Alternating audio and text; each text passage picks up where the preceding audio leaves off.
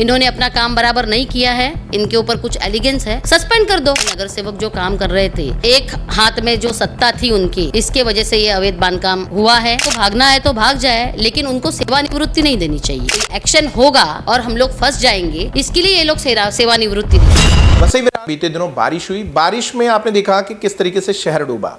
अब तमाम उस पर दिमाग लगा रहे हैं कि कैसे शहर डूबा, क्या हुआ, सब अपनी अपनी राय दे रहे हैं। इसी बीच आपने देखा कि हमारे जो पालक मंत्री, उन्होंने कहा कि ढक फूटी यानी बादल फटा। और यहाँ पर ऐसा हो रहा है कि वसई विरार शहर महानगर पालिका क्षेत्र में जब भी यहाँ पर महासभा होती है तो वहाँ पे मुद्दा उठाया जाता है। इस बार जो मुद्दा लिया गया था, कौन कौन सा अधिकारी इसका फ़ायदा लेकर भागना चाह रहा है या फिर सर्विस से बाहर जाना चाह रहा है, इस तरीके का कुछ वहाँ पे कुछ एक्टिविटीज़ हैं जिसपे नगर सेविका अपर्णा पाटिल ने इस पे आवाज़ उठाई है। हम उनसे डायरेक्ट बात करते हैं। वसई विरार की जो दुर्दशा हो रही है उसके लिए अभी तक उनका आकलन क्या है, ऑब्जर्वेशन क्या है और पर्टिकुलर विरार क्या कहेंगे, उपयोग हो रहा है कि दुरुपयोग हो रहा है? दुरुपयोग हो रहा है। अभी वसई विरार, हालांकि जो पिछले वक्त में वसई विरार महानगर पालिका की महासभा हुई, उसमें चौथे क्रमांक पे एक मुद्दा रखा गया था, सहायुक्त विजय शिंदे और सहायुक्ता नीलाक्षी पाटिल, इनकी सेवानिवृत्ति के लिए। सबसे पहले मेरा कहना ये है कि सेवानिवृत्ति क्यों, ये सबसे पहले मेरा मुद्दा है।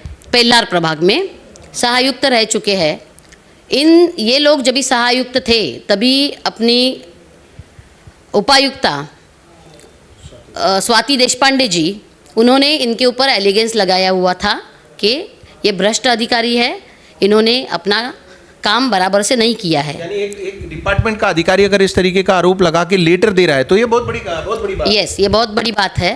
तो उन्होंने एलिगेशन लगाया हुआ है और आस्थापना विभाग में इसके लिए पत्र व्यवहार भी किया है कि इनके ऊपर कार्रवाई करने के लिए। ये सब नगर पालिका को मालूम होते हुए इनको सेवानिवृत्ति कैसे दी जाए? अगर ये भ्रष्ट अधिकारी है, इन्होंने अपना काम बराबर नहीं किया है, इनके ऊपर कुछ एलिगेंस है, तो उनको सेवानिवृत्ति नहीं, उनको सस्पेंड कर दो, उनको रिलीफ मिल जाएगा। ये नहीं करते हुए उनको सेवानिवृत्ति देके ये लोग उनको सपोर्ट कर रहे हैं, ये सबके सामने आ रहा है। तो आपको क्या लग रहा है, जो जिस तरीके से अभी पार्टियों, जैसे पार्टी बीजेपी, बहुजन और अभी आमदार खासदार सब लोग आ गए, महासभा हो रही, तो ये जो अधिकारी, जिम्मेदार अधिकारी पिछले 10-15 साल उन्होंने जनता के टैक्स के पैसों का नमक खाया है, पगार ली है, तो आपको क्या लगता है उनको सेवा देनी चाहिए? और खासकर जब आरोप है तो ये भागने जैसा नहीं लग रहा? अगर उनको भागना है तो भाग जाए, लेकिन उनको सेवानिवृत्ति नहीं देनी चाहिए, स्वेच्छा सेवानिवृत्ति नहीं देना चाहिए, उनको सस्पेंड करना चाहिए।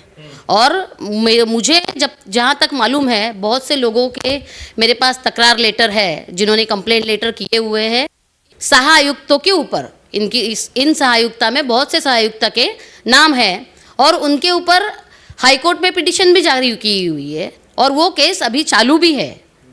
इसका मतलब इसका रिजल्ट आने वाला है। जब इनको मालूम पड़ गया है कि आगे इनके ऊपर कोई ना कोई एक्शन होगा और हम लोग फंस जाएंगे, इसके लिए ये लोग सेवानिवृत्ति ले रहे हैं। वीआरएस का प्रस्ताव चौथे क्रमांक पे रखा था कि किसने रखा था? ये हमारी महासभा का मुद्दा था, तो महासभा में अपना महापौर ही प्रस्ताव रखेंगे। तो ये बॉडी की तरफ से महापौर ही प्रस्ताव चौथे नंबर पे रखा। हाँ, लेकिन मैंने इसका तीव्र विरोध करने के बाद अपने महापौर जी और कमिश्नर जी, इन्होंने मुझे कहा कि इनका अभी सेवानिवृत्ति स्थगिति दे देंगे और इनको किसी और डिपार्टमेंट में शिफ्ट कर देंगे। तो पेल्हार प्रभाग में जो अवैध निर्माण हुए हैं, और आज भी मैंने सुना है कि अवैध निर्माण शुरू हो रहे हैं, और नेता लोग ये कहते हैं कि सारी तकलीफें जो हो रही हैं वसई विरार में अवैध निर्माणों की वजह से हो रही हैं, चोरी हो, अपराध हो या लोअर ग्रेड के लोग आके रह रहे हों। और इस इकोसिस्टम वसई विरार का अगर देखिए, अच्छा संस्कृति सभ्यता अगर नुकसान या ख़राब हो रही है तो यही सिस्टम ख़राब कर रहा है। तो इसको परमिशन कौन दे रहा है? आज तो दोनों सत्ता में है। अभी परमिशन कौन दे रहा है ये मैं तो नहीं बता सकती, लेकिन जो भी अवैध बांधकाम हो रहा है, अगर इसमें किसी का भी हाथ है तो जो पिछला छुपा हुआ आज बाहर आ रहा है, वैसे ही अभी अगर कुछ गलत काम होता होगा तो आने वाले वक्त वो भी बाहर आ जाएगा। यानी आप यहाँ की सांस्कृतिक विरासत के बारे में, यहाँ की भूमि पुत्र हैं, आप यहाँ पे रहती हैं, यहाँ पे पैदा हुई, यहाँ पे नगर सेविका हैं आज के दौर में, तो आपको नहीं लगता कि कुछ कड़े निर्णय लेने चाहिए इस समाज के लिए, इस यहाँ के लोगों के लिए, कि जो अधिकारी तो आज है कल चले जाएंगे, उनका क्या है, हमारा आपका क्या है? मुझे ऐसा लगता है कि अभी तक जो वसई विरार महानगर पालिका में नगर सेवक जो काम कर रहे थे, जो एक हाथ में जो सत्ता थी उनकी, इसके वजह से ये अवैध बांधकाम हुआ है।